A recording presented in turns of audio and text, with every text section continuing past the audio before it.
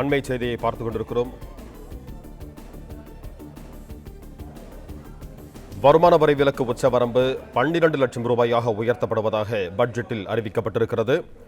வருமான வரி விலக்கு உச்சவரம்பு 7 லட்சத்திலிருந்து 12 லட்சம் ரூபாயாக உயர்த்தப்பட்டிருக்கிறது. இது குறித்து கூடுதல் விவரங்களோடு இணைகிறார் எமது செய்தியாளர் ராஜகுமாரன். வணக்கம் ராஜகுமாரன், உங்களிடம் இருக்கும் தகவல்களை பகிர்ந்து கொள்ளுங்க. பெரிதும் எதிர்பார்க்கப்பட்ட வருமான வரி விலக்கிற்கான உச்சவரம்பு உயர்த்தப்பட்டிருக்கின்றது. 7 லட்சமாக இருந்த வருமான வரி விலக்கு உச்சவரம்பை 12 லட்சமாக உயர்த்தி ஒரு முக்கியமான அறிவிப்பினை பட்ஜெட்டிலே மத்திய நிதியமைச்சர் நிர்மலா சீதாராமன் அவர்கள் அறிவித்திருக்கின்றார். மிக எளிமையாக இந்த வருமான வரி விலக்கு உச்சவரம்பை புரிந்து கொள்ள வேண்டும் என்றால், மாத சம்பளம் 1 லட்சம் ரூபாய் வாங்கக்கூடியவர்களும் இனிமேல் வருமான வரி செலுத்த தேவையில்லை. இதுவரை மாத சம்பளமாக 60,000 வாங்கினாலே வருமான வரி செலுத்த வேண்டும் என்ற சூழ்நிலை இருந்த நிலையில், மாத சம்பளம் 1 லட்சம் பெறக்கூடியவர்கள் கூட இனிமேல் இந்தியாவில் மாத சம்பளதாரர்கள் ஒரு மாதத்திற்கு 1 லட்சம் பெற்றாலும் அவர்களுக்கு வருமான வரி கிடையாது.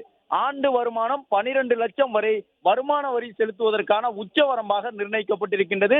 மிக முக்கியமாக கவனிக்க வேண்டியது, இது புதிய முறையில் வருமான வரி கணக்கை தாக்கல் செய்யக்கூடியவர்களுக்கு மட்டுமே பொருந்தும். பழைய முறையில் வருமான வரி கணக்கை தாக்கல் செய்பவர்களுக்கு இந்த நடைமுறை பொருந்தாது. புதிய நடைமுறைப்படி, புதிய விகிதப்படி ஏற்கனவே 2020 அறிவிக்கப்பட்டு நடைமுறையில் இருக்கக்கூடிய புதிய வருமான வரி செலுத்தும் முறையில் வருமான வரியை தாக்கல் செய்யக்கூடியவர்களுக்கு ஆண்டு வருமானம் 12 லட்சம், அதாவது மாதம் 1 லட்சம் ரூபாய் வரை சம்பளம் வாங்கினாலும் அவர்களிடம் இருந்து ஒரு பைசா கூட வருமான வரி பிடித்தம் செய்யப்படாது. தற்போது இருக்கும் நடைமுறைப்படி ஆண்டு வருமானம் 7 லட்சம் ரூபாய் வரை இருப்பவர்களுக்கு மட்டுமே வருமான வரி சலுகை வழங்கப்பட்டு வந்தது. தற்பொழுது அது மாதம் 1 லட்சம் ரூபாயாக உயர்த்தப்பட்டு ஆண்டுக்கு 12 லட்சமாக உயர்த்தப்பட்டு இந்த வருமான வரி விகிதம் மாற்றப்பட்டிருக்கின்றது. இந்த வருமான வரி விலக்கு உச்சவரம்பு மட்டும் மாற்றப்படவில்லை. வருமான வரி விலக்கிற்கான அந்த அட்டவணை, வருமான வரி செலுத்தக்கூடியவர்களுக்கு இருக்கக்கூடிய அட்டவணையும் முழுவதுமாக மாற்றி அமைக்கப்பட்டிருக்கின்றது. நாம் பார்க்கின்றோம், இதுவரை ரூபாய் 2.5 லட்சம் வரை தான் அந்த வருமான வரி விலக்கு இல்லாமல் இருந்தது. 2.5 லட்சம் வரை வருமானம் பெறக்கூடியவர்களுக்கு வருமான வரி இல்லாமல் இருந்தது. தற்பொழுது ஆண்டு வருமானம் 4 லட்சம் வரை பெறக்கூடியவர்களுக்கு எந்த விதமான வருமான வரியும் கிடையாது. ஆண்டு வருமானம் 4 லட்சம் முதல் 8 லட்சம் வரை இருக்கக்கூடியவர்களுக்கு 5% வருமான வரியும், ஆண்டு வருமானம் 8 லட்சம் முதல் 12 லட்சம் வரை இருப்பவர்களுக்கு 10% வருமான வரியாக நிர்ணயிக்கப்பட்டிருக்கின்றது. 12 லட்சம் முதல் ஆண்டு வருமானம் 16 லட்சம் வரை இருப்பவர்களுக்கு 15% வருமான வரியும், 16 முதல் 20 லட்சம் ஆண்டு வருமானம் இருப்பவர்களுக்கு 20% வருமான வரியும், 20 லட்சம் முதல் 24 லட்சம் ஆண்டு வருமானம் இருப்பவர்களுக்கு 25% வருமான வரியும், ஆண்டு வருமானம் 25 லட்சத்துக்கு மேல் இருக்கும் அனைவருக்கும் 30% வருமான வரி பிடித்தம் செய்யப்படும். வருமான வரி விலக்கு உச்சவரம்பை 12 லட்சமாக உயர்த்தி இருக்கின்றார்கள். அதன்படி ஆண்டு வருமானம் 12 லட்சம் வரை பெறக்கூடியவர்களுக்கு வருமான வரியிலிருந்து விலக்குகள் பெற முடியும். அதற்கான கணக்குகளை தாக்கல் செய்ய வேண்டும். அதாவது நாம் குறிப்பிடும் பொழுது ஒரு குழப்பம் ஏற்படலாம். ஆண்டு வருமானம் 4 லட்சத்திலிருந்து 8 லட்சம் இருப்பவர்களுக்கு 5%, 8 லட்சத்திலிருந்து 12% இருப்பவர்களுக்கு 10% வருமான வரி பிடித்தம் செய்யப்படும் என்று சொல்கின்றார்களே.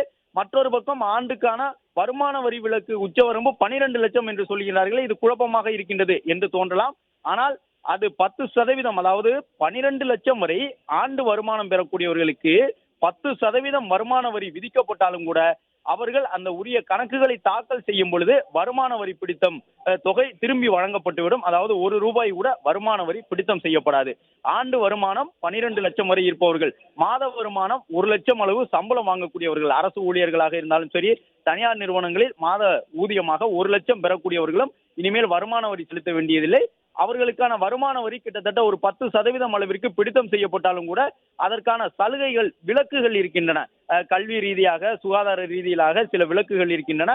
அவற்றை சுட்டிக்காட்டி முழுவதுமாக விலக்கு பெற்றுக் கொள்ள முடியும். எனவே ஆண்டு வருமானம் 12 லட்சம் வரை இருப்பவர்களுக்கு வருமான வரி விலக்கு முழுவதுமாக வழங்கப்படுவதாக இந்த புதிய அறிவிப்பு வெளியிடப்பட்டிருக்கின்றது. அது மட்டுமல்ல, இந்த வருமான வரி அடுக்கில் செய்யப்பட்டிருக்கக்கூடிய மாற்றத்தின் மூலமாக கிட்டத்தட்ட 12 லட்சம் ரூபாய்க்கு மேலே பெறக்கூடியவர்கள் வருமான வரி செலுத்த வேண்டும் என்றாலும், கடந்த முறை இதுவரை இருந்து வந்த வருமான வரி அடுக்கிலிருந்து இது மாற்றப்பட்டுள்ளதன் மூலமாக இதற்கு முன்பாக 12 லட்சம் பெறக்கூடியவர்கள் வருமான வரி 15%-இலிருந்து 30% செலுத்த வேண்டும். இதுவரை 12 லட்சம் ரூபாய், ஒருத்தர் மாசத்துக்கு 1 லட்சம் சம்பாதிக்கிறார் என்றால் ஆண்டு வருமானம் ஒருவருக்கு 12 லட்சம் என்றால் அவர் குறைந்தபட்சம் 15%, அதிகபட்சம் 30% வருமான வரி செலுத்த வேண்டும். எனவே 80,000 ரூபாய் அளவிற்கு அவர் வருமான வரி செலுத்த இருக்க வேண்டும் கூடுதலாக.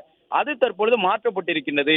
12 முதல் 16 லட்சம் ஆண்டு வருமானம் பெறக்கூடியவர்களுக்கான வருமான வரி விகிதம் என்பது வெறும் 15% என்று சொல்லப்பட்டுள்ளதன் காரணமாக இந்த மாற்றத்தின் மூலமாக மாதந்தோறும் ஆண்டுக்கு 12 லட்சம் அளவு சம்பாதிக்கக்கூடியவர்கள் வருமான வரி செலுத்த வேண்டும் என்றாலும் கூட கடந்த முறை செலுத்தியதை காட்டிலும் 80,000 ரூபாய் அளவிற்கு குறைவாக வருமான வரி கட்டலாம். எனவே வருமான வரி செலுத்தக்கூடிய வரம்பு என்பது ஆண்டு வரம்பு 12 லட்சம்.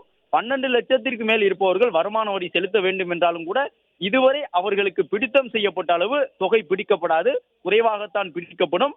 இந்த மாற்றத்தின் காரணமாக தற்பொழுது மாத ஊதியம் பெறக்கூடியவர்கள், ஆண்டுக்கு 12 லட்சம் அளவு ஊதியம் பெறக்கூடியவர்கள் கிட்டத்தட்ட 80,000 ரூபாய் அளவிற்கு வரி சலுகையை பெறுகின்றார்கள்.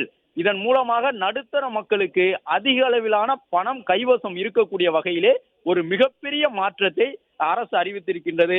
இதுவரை இருந்து வந்த நடைமுறைப்படி 15 லட்சம் அளவு ஆண்டு வருமானம் பெறக்கூடியவர்கள் 30% அளவிற்கு வருமான வரி கணக்கை தாக்கல் செய்ய வேண்டும். அதாவது 100 ரூபாய் சம்பாதிக்கின்றார்கள் என்றால் அதில் 30 ரூபாயை வருமான வரியாக கட்ட வேண்டும். ஆனால் இப்பொழுது செய்யப்பட்டுள்ள மாற்றத்தின் மூலமாக கிட்டத்தட்ட ஆண்டு வருமானம் 25 லட்சம் பெறக்கூடியவர்களுக்கு கூட 25% அளவிற்கு தான் வருமான வரி விகிதம் இருக்கின்றது. 24 லட்சம் ரூபாய் வரை பெறக்கூடியவர்கள் 25% அளவிற்கே வருமான வரியை செலுத்துகின்றார்கள். 24 லட்சத்திற்கு மேல் அவர்களுக்கு ஆண்டு வருமானம் இருந்தால் மட்டும்தான் 30% அளவு வருமான வரியை செலுத்த வேண்டும். இது தற்போது இருக்கக்கூடிய நடைமுறைப்படி 15 லட்சமாக இருக்கின்றது. கிட்டத்தட்ட 10 லட்சம் ரூபாய் அளவிற்கு இந்த மாற்றம் வந்திருக்கின்றது. வருமான வரி ஸ்லாப் என்று சொல்லக்கூடிய இந்த வருமான வரி அட்டவணை முறையில் செய்யப்பட்டுள்ள மாற்றத்தின் மூலமாக இதுவரை 7 லட்சம் ரூபாய் வரை ஆண்டு வருமானம் பெற்றவர்கள் வருமான வரி கட்ட வேண்டிய தேவை இருந்தது. தற்பொழுது அந்த தொகையின் எண்ணிக்கை என்பது 12 லட்சமாக உயர்ந்திருக்கின்றது. மாத சம்பளதாரர்கள் 1 லட்சம் வரை சம்பளம் வாங்கினால் அவர்கள் வருமான வரி கட்ட வேண்டும் என்று கவலைப்பட வேண்டியதில்லை. அவர்களுக்கான வருமான வரி முழுவதுமாக தளர்வு கொடுக்கப்பட்டிருக்கின்றது.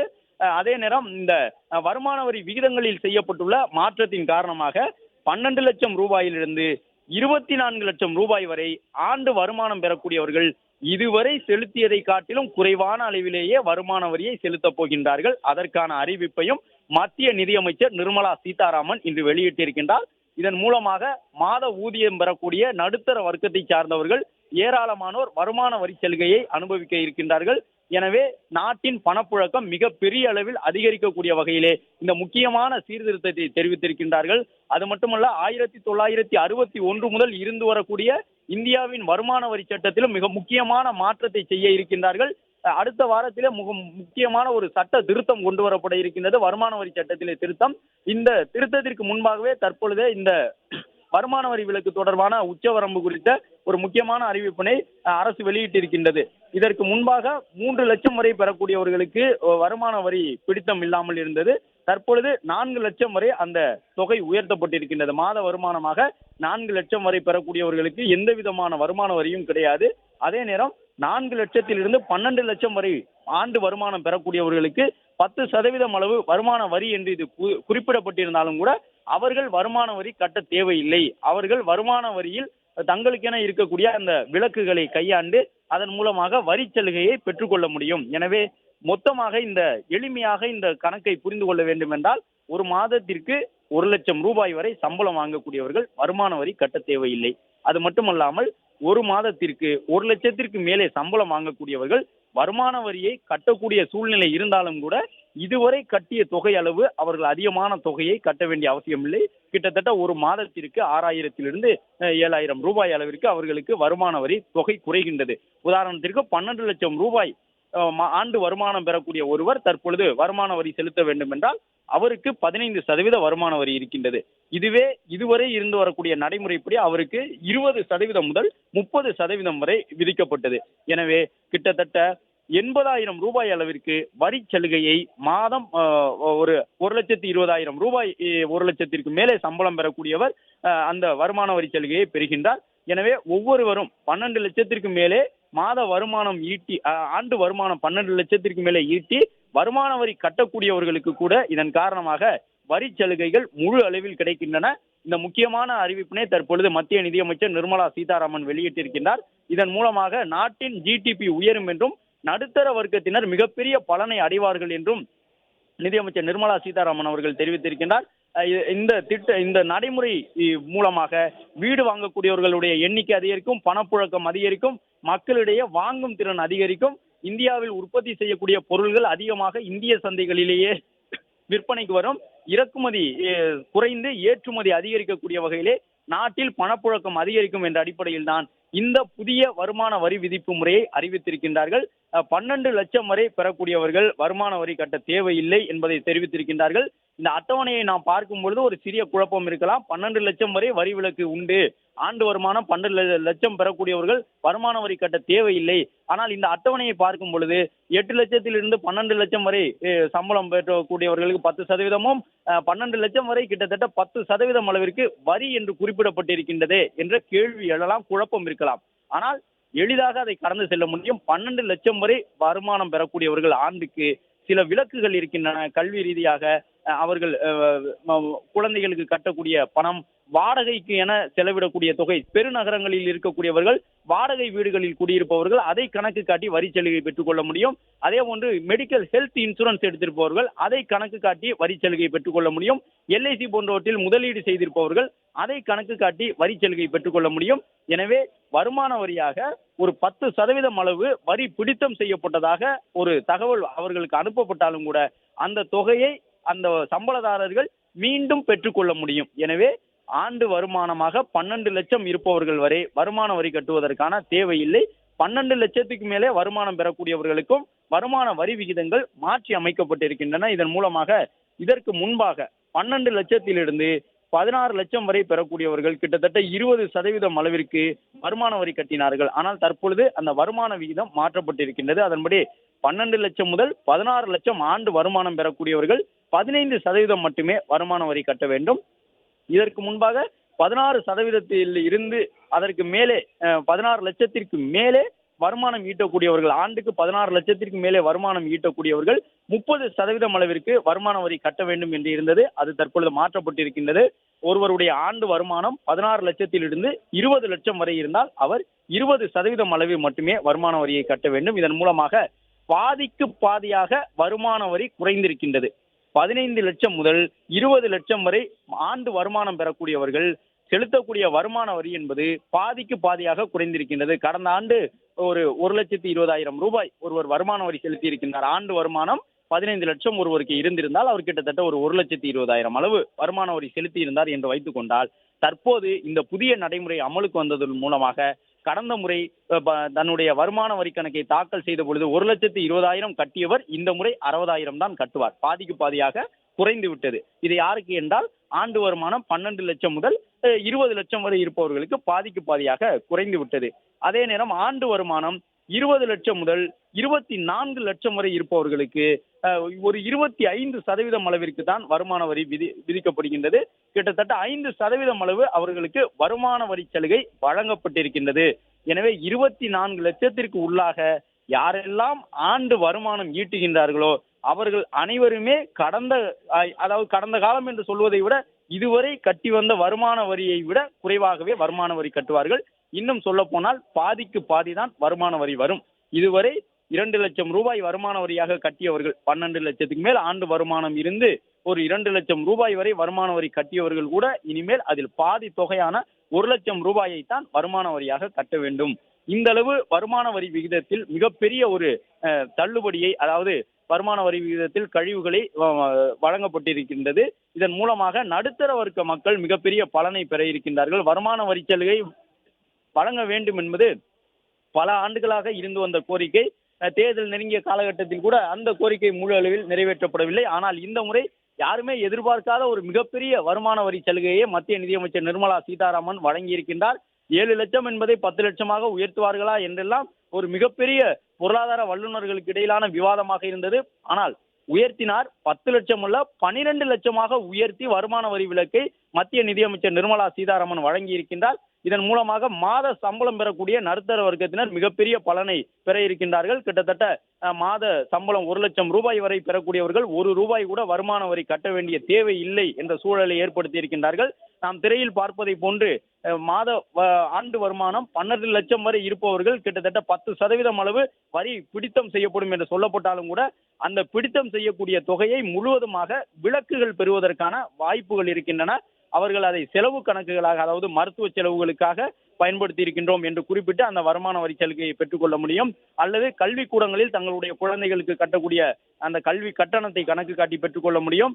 மருத்துவ காப்பீடு எடுப்பதற்காக, அது தனியாரில் இருந்தாலும் சரி, எல்ஐசியில் இருந்தாலும் சரி, மருத்துவ காப்பீடு எடுப்பதற்காக நாங்கள் பயன்படுத்தி இருக்கின்றோம் என்று சொல்ல முடியும். அது மட்டுமல்லாமல் வீடுகளில் வாடகைக்கு குடியிருப்பவர்கள் தங்களுடைய அந்த உரிமையாளருடைய பான் கார்டு எண்ணை பெற்று உரிமையாளருடைய பான் கார்டு மூலமாக விண்ணப்பித்தால் அவர்கள் கிட்டத்தட்ட 6 லட்சம் வரை கூட அந்த வாடகைக்காக சலுகை பெற முடியும் என்று சொல்லி இருக்கின்றார்கள். அதே நேரம் அந்த வீட்டினுடைய உரிமையாளர் பான் கார்டு வழங்காவிட்டால், வீட்டு உரிமையாளர் பான் கார்டு எண்ணை வழங்காவிட்டாலும் கூட ஒரு கணிசமான தொகையினை வாடகையாக குறிப்பிட்டு வாடகைக்கு குடியிருப்பவர்கள் வருமான வரி சலுகையாக பெற்றுக்கொள்ள முடியும். எனவே அனைத்து வாய்ப்புகளும் இருக்கின்றன. இதன் காரணமாக 12 லட்சம் வரை ஆண்டு வருமானம் ஈட்டக்கூடியவர்கள் வருமான வரி செலுத்த தேவையில்லை என்பதற்கான ஒரு முக்கியமான அறிவிப்பினை மத்திய நிதியமைச்சர் நிர்மலா சீதாராமன் வெளியிட்டிருக்கின்றார். எனவே நடுத்தர வர்க்கத்தினருடைய வாங்கும் திறன் அதிகரிக்கும், இதன் மூலமாக நாட்டின் பணப்புழக்கம் அதிகரிக்கும் என்ற ஒரு நம்பிக்கை தெரிவிக்கப்பட்டிருக்கின்றது. நாட்டின் ஜிடிபி மதிப்பை உயர்த்தக்கூடிய வகையிலே இந்த செலவு தொகைகளை அதிகரிக்கக்கூடிய விதமாக இந்த நடவடிக்கை இருக்கும் என்று சொல்லப்படுகின்றது. அது மட்டுமல்ல, அரசின் திட்டங்களில் மக்கள் முதலீடு செய்வது இதன் மூலமாக அதிகரிக்க போகின்றது. வருமான வரி சலுகை அரசு கொடுக்கின்றது என்றால் அதன் பின்னணியில் பல காரணங்கள் இருக்கும். மக்கள் செலவிடக்கூடிய தன்மை அதிகரிக்கும். அவர்கள் செலவு செய்வது மட்டுமல்ல, முதலீடு செய்வதும் அதிகரிக்கும். முதலீடு செய்வதற்கான வாய்ப்புகளாக வருமான வரி சலுகையை பெற வேண்டும் என்றால் ஒருவர் அரசினுடைய குறிப்பிட்ட துறைகளில் முதலீடு செய்ய வேண்டும் என்கின்ற ஒரு நிலை இருக்கும். எனவே குறைந்தபட்சம் வருமான வரி சலுகையை பெற வேண்டும் என்பதற்காக தங்களுக்காகவும் தங்களுடைய சந்தாதிக்காகவும் அவர்கள் அரசு துறைகளில் முதலீடு செய்வதற்கு முன் வருவார்கள். அரசின் சேமிப்பு திட்டங்களுக்கு செல்வார்கள். வங்கிகளில் நிரந்தர வைப்பு தொகை என்று சொல்லப்படக்கூடிய அந்த பிக்ஸ்டு டெபாசிட் முறைக்கு செல்வார்கள். ஆர்டி முறையில் மாதம் பணத்தை சேமிப்பதற்கான ஒரு வாய்ப்பினை உருவாக்கி கொள்வார்கள். இதன் மூலம் அரசுக்கும் வருவாய் பெருகும். சிறு சேமிப்பு திட்டங்களில் சேருவதன் மூலமாக எதிர்கால தலைமுறைக்கான ஒரு சேமிப்பினையும் அந்த மக்கள் அந்த வருமான வரியில் சலுகை பெறுவதற்காக விண்ணப்பிக்கக்கூடியவர்கள் பெறக்கூடிய ஒரு வாய்ப்பும் உருவாகும் என்ற அடிப்படையில் இந்த திட்டம் அரசுக்கும் பலன் தரக்கூடிய ஒன்றாக இருக்கும். அதே போன்று வருமான வரி செலுத்தக்கூடியவர்களுக்கும் பலன் தரக்கூடிய ஒன்றாக இருக்கும் என்று பொருளாதார நிபுணர்கள் தங்களுடைய கருத்துக்களை தெரிவித்திருக்கின்றார்கள். 12